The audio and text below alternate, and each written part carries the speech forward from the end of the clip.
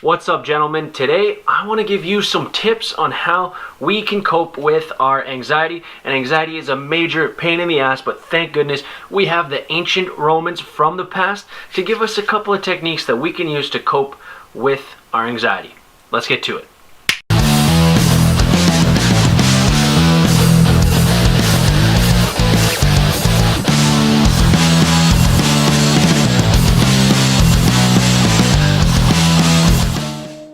Alright, gentlemen, so to start us off, I wanted to let you know that I'm going to be referring to, of course, the Meditations by Marcus Aurelius in this video, and another book that I've been reading lately called How to Think Like a Roman Emperor by Donald Robertson. You can find these books down below. The first step when it comes to coping with anxiety is really accepting your emotions, understanding that emotions are okay to have, and your initial reaction to these things is something that can't be helped exactly. Anxiety is a natural reaction that all of us get. It doesn't matter how much you've worked on yourself, how alpha you think you are. It's a natural reaction that's going to happen to us no matter what type of things are going on in our life. You could easily receive something in the mail, like a letter to go to court or anything like that, that'll give you some sort of anxiety. It doesn't necessarily mean you're doing anything wrong at all. But I'm going to go do some Christmas shopping, and you guys are going to come with me while we go over handling our anxiety. So let's get out of here.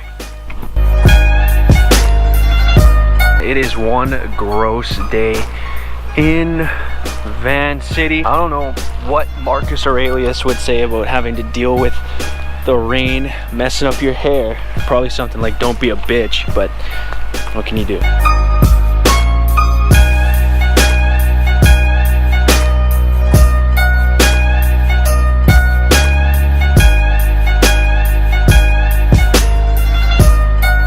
I'm gonna throw a question at you. Alright. How would you relate dressing well to anxiety and how it may or may not help? Today I'm really focusing on what the ancient Romans did to help their anxiety and the Stoics did to help their anxiety. But you know, someone like Marcus Aurelius he preferred not to dress well. He wanted to be like among the common people. So even though he was emperor of Rome, he didn't think he was necessarily better than anyone else. He was very down to earth, so he liked to dress like a commoner. A style isn't something that's going to always help your anxiety, but in my opinion, and you know, it's common knowledge, when you look good, you feel good. And so if you're very anxious, but you can look in the mirror and say, hey, at least I'm dressed proper, at least I look good, at least my clothes fit me and I'm handsome and I can feel good about the way I look, that can quell any sort of personal anxiety that you're having. If you're out on a date and you're feeling a little self-conscious, at least you can look yourself in the mirror and say, damn, I look good. What do I have to be anxious about? Secrets to the castle. Whoa, that's my video topic outline. Hey, people gotta think that I just do this off the top of my head. They don't.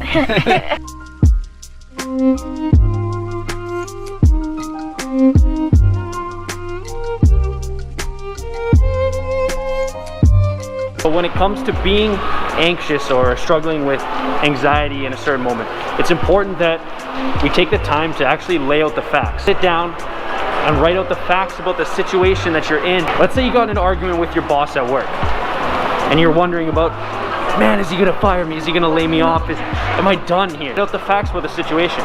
What's your relationship like with your boss? What are the mistakes you've made in the past? What are the reasons he would have for firing you? And from here, we can help reduce our anxiety by looking at the actual facts of the situation.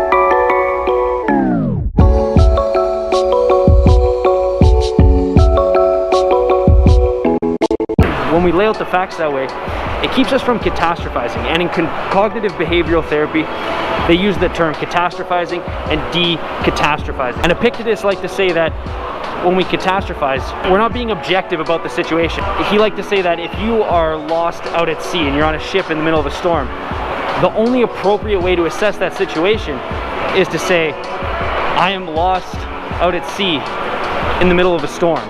Not to catastrophize about it and be like, woe is me, what am I gonna do about this? This is the end of the world, I'm gonna die. Your initial reaction may be, you're gonna die. You're out in the middle of the sea, in the middle of a storm, and it's an inevitable death. But like we talked about before, accepting the initial reaction is incredibly important. We lay out the facts, we be objective about the situation, and don't say anything we can't actually prove about the situation. And this is going to help us decatastrophize.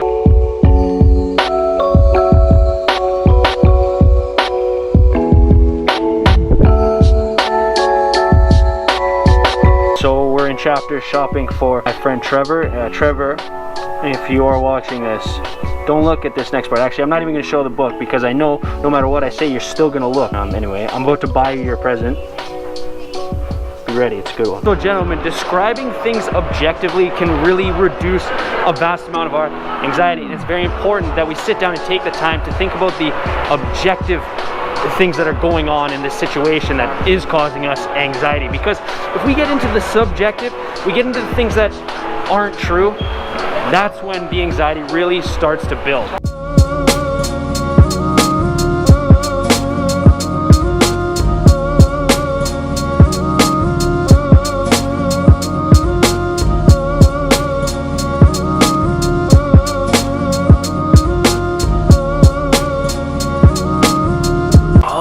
We are back here at the Man Talk premises, Man Talk offices. And before, we were talking about decatastrophizing. We were talking about catastrophizing and decatastrophizing, terms that are used often in cognitive behavioral therapy. And so the next step, the next thing we want to focus on is decatastrophize. Ask ourselves, how likely is it that something really bad is actually going to happen in this situation? Take our facts that we have listed out, and then we ask ourselves, how likely is it that something terrible is going to happen after we look at all these facts, after we speak about the events objectively. So if we can talk ourselves down and actually ask ourselves, how likely is it that something bad is actually going to happen here, we'll realize that usually it's not so bad. Like the worst thing that can possibly happen likely isn't gonna happen. And this can be tough in the moment when our emotions are raging, our anxiety is blaring through the roof. But when we follow the previous steps and we get to this moment and we ask ourselves, how likely is it that something terrible is going to happen, we usually find that not that likely. The next step after this is to go from what if. So what if that worst possible thing happens to so what? So this part is about asking ourselves, so what if that bad thing happens? What's the absolute worst thing about what is going to happen? Whatever happens, happens. It's not the end of the world.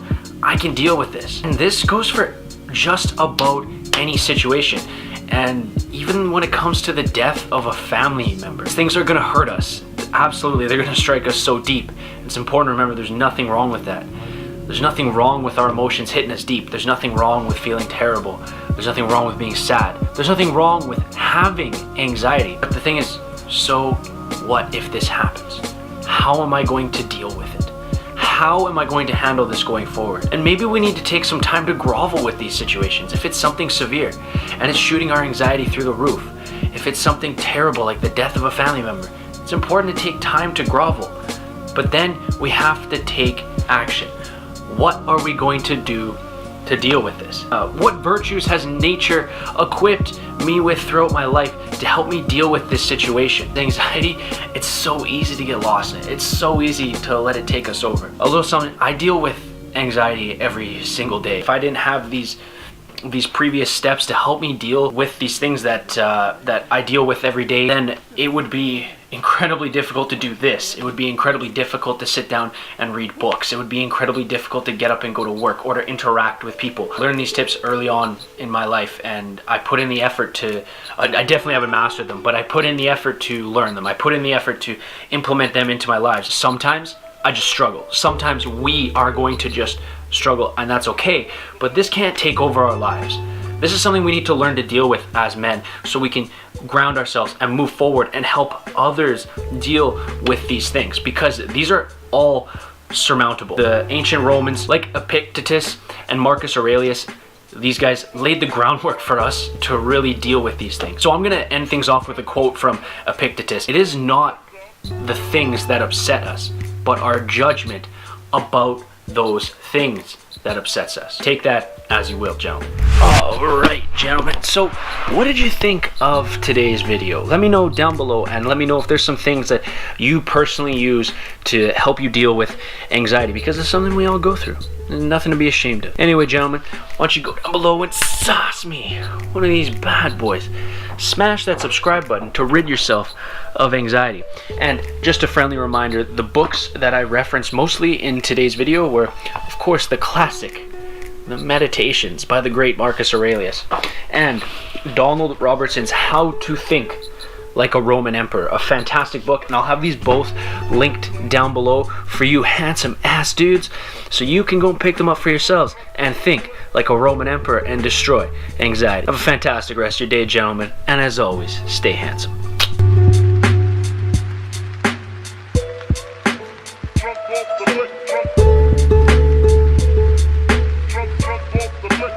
Drunk off the liquor.